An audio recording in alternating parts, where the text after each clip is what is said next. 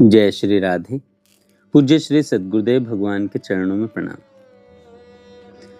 संत भगवान कहते हैं, भगवान के नाम श्रवण और कीर्तन का महान फल होता है। जहाँ तक भगवान के नाम की ध्वनि पहुँचती है, वहाँ तक का वातावरण पवित्र हो जाता है। भगवान के नाम का जहाँ कीर्तन होता है, वहाँ यमदूत नहीं जा सकते। अतएव 10 नाम अपराधों से बचते हुए भगवान के नाम का जप, कीर्तन और श्रवण अवश्य ही करना चाहिए। सभी सद्ग्रंथों और संतों की वाणियों में भगवान नाम की महिमा गाई गई है। श्रीमद् भागवत में कहा है, कोई भी मनुष्य गिरते पड़ते, छींकते और दुख से पीड़ित होते समय परवश होकर भी यदि ऊंचे स्वर से हरे नमः पुकार उठता है तो वह सब पापों से छूट जाता है। जैसे सूर्य पर्वत की गुफा के अंधकार का भी नाश कर देता है और जैसे प्रचंड वायु बादलों को छिन्न भिन्न करके लुप्त कर देती है, उसी प्रकार अनंत भगवान का नाम कीर्तन अथवा उनके प्रभाव का श्रवण हृदय में प्रवेश करके समस्त दुखों का अंत कर देता है। यह तो विवश होकर नाम लेने का फल है, और प्रेम से नाम लेने पर तो कहना ही क्या। इसी संबंध में गोस्वामी तुलसीदास जी कहते हैं, बिबसहु जासु नाम नर कहीं, जन्म अनेक रचित अग दहीं, सादर सुमिरन जो नर करहीं, भव बारिध गोपद इव तरहीं।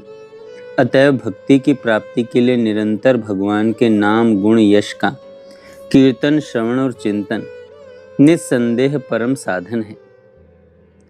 भगवान के यश, पराक्रम, गुण, महात्म, चरित्र और नामों का प्रेम पूर्वक कीर्तन करना चाहिए। कीर्तन स्वाभाविक होना चाहिए, उसमें कृत्रिमता न हो। कीर्तन केवल भगवान को रिझाने की शुभ भावना से हो, लोगों को दिखाने के लिए न हो। कीर्तन नियमित रूप से हो। यथासंभव कीर्तन में बाजे और तत्काल का भी यथासंभव कीर्तन में बाजे और करताल का भी प्रबंध रहे। कीर्तन के साथ स्वाभाविक नृत्य भी हो। समय समय पर मंडली बनाकर नगर कीर्तन भी किया जाए। सज्जनों, स्वाभाविक कीर्तन वह है जो अपने मन की इच्छा से अपने सुख के लिए बिना प्रयास होता है। उसमें एक विशेष आनंद रहता है, जिसका अनुभव उस साधक को ही होता है। दूसरे लोग उसका अनुमान भी नहीं कर सकते। गुणज्ञ सारग्राही सत्पुरुष इसलिए कलयुग की प्रशंसा करते हैं कि इसमें कीर्तन करने से ही साधक संसार से विरक्त होकर परम धाम को प्राप्त करता है।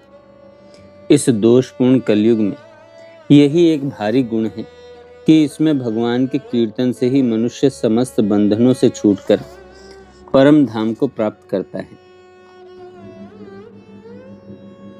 नाम जप पर पूज्य श्री सेठ जयदयाल गोयनका जी के कुछ विचार।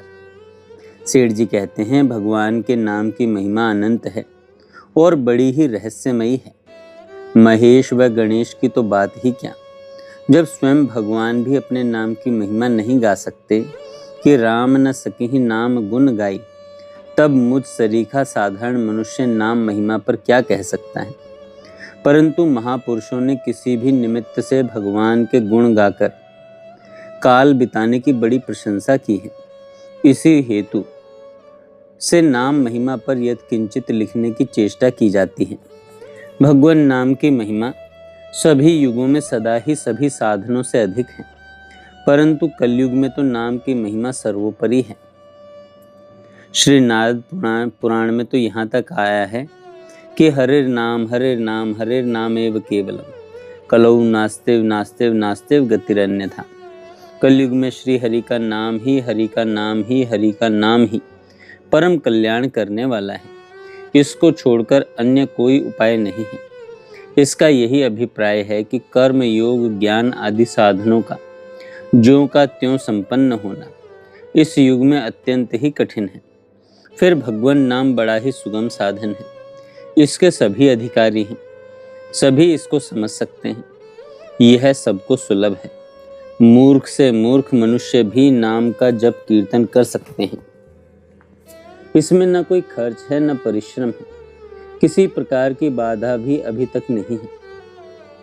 इतनी सुगमता होने के साथ ही सबसे बड़ी बात यह है कि इसमें कोई भी शर्त नहीं है। विवश होकर भी श्री हरि के नाम का कीर्तन करने पर मनुष्य संपूर्ण पापों से वैसे ही छूट जाता है, यानी उसके संपूर्ण पाप उसी तरह भाग जाते हैं जैसे शेर को देखकर हिरण भाग जाते हैं। गोस्वामी तुलसीदास जी महाराज कहते हैं, भाय कुभाय अनख आलसहूँ, नाम जपत मंगल दिसि दसहूँ। एक साधक ने प्रश्न किया, क्या केवल नाम जप से ही भगवत प्राप्ति हो सकती है? तब अर्थ सहित नाम जप की क्या आवश्यकता है? संत भगवान कहते हैं, नाम जप अर्थ सहित करने से बहुत जल्दी लाभ होता है। जैसे किसी हौज में 2 नाले से जल आ सकता है, परंतु उनमें एक खुला है और दूसरा बंद है। एक नाले से आने वाले जल से हौज 2 घंटे में भरता है, पर दूसरा नाला भी खोल दिया जाए तो हौज 2 घंटे के बदले 1 घंटे में ही भर सकता है। इसी प्रकार अर्थ सहित नाम जप करने से बहुत जल्दी लाभ होता है।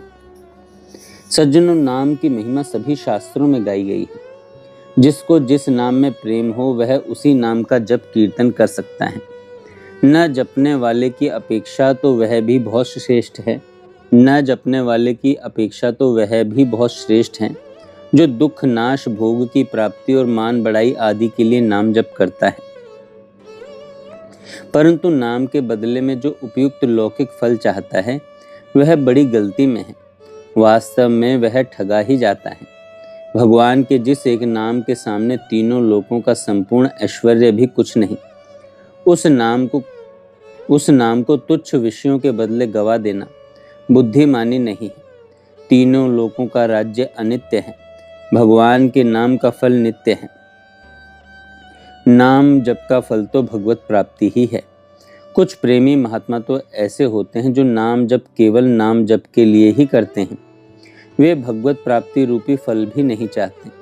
अतः भगवान के किसी भी नाम का जप किया जाए, सभी नाम मंगलमय हैं, पर निष्काम तथा प्रेम भाव से जपने का विशेष महत्व होता है। भगवान के किसी भी नाम का जप किसी भी काल में, किसी भी निमित्त से, किसी के भी द्वारा कैसे भी किया जाए परम कल्याण करने वाला ही है। जय श्री राधे।